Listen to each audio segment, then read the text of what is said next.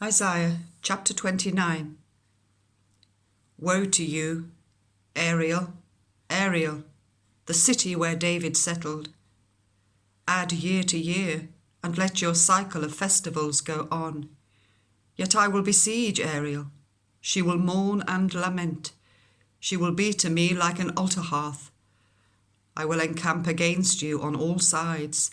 I will encircle you with towers and set up my siege works against you.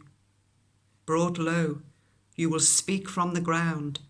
Your speech will mumble out of the dust. Your voice will become ghost-like from the earth. Out of the dust your speech will whisper. But your many enemies will become like fine dust, the ruthless hordes like blown chaff.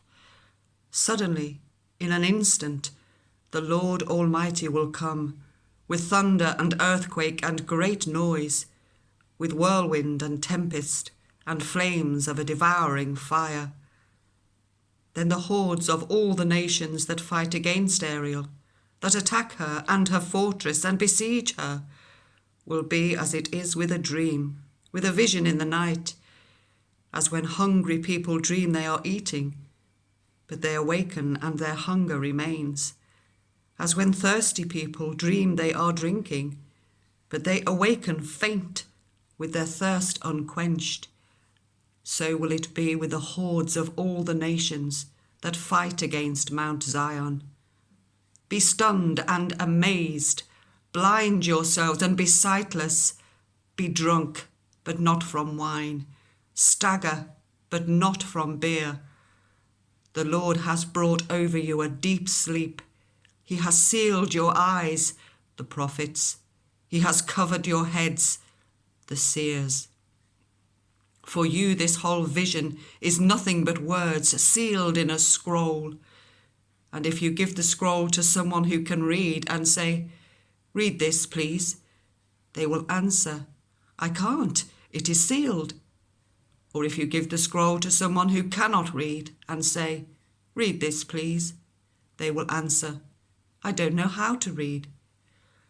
The Lord says, "These people come near to me with their mouth and honour me with their lips, but their hearts are far from me. Their worship of me is based on merely human rules they have been taught. Therefore, once more I will astound these people with wonder upon wonder. The wisdom of the wise will perish. The intelligence of the intelligent will vanish. Woe to those who go to great depths to hide their plans from the Lord, who do their work in darkness and think, 'Who sees us? Who will know?' You turn things upside down, as if the potter were thought to be like the clay. Shall what is formed say to the one who formed it, 'You did not make me'? Can the pot say to the potter, 'You know nothing'? In a very short time, will not Lebanon be turned into a fertile field, and the fertile field seem like a forest? In that day, the deaf will hear the words of the scroll, and out of gloom and darkness, the eyes of the blind will see. Once more the humble will rejoice in the Lord. The needy will rejoice in the Holy One of Israel. The ruthless will vanish. The mockers will disappear. And all who have an eye for evil will be cut down.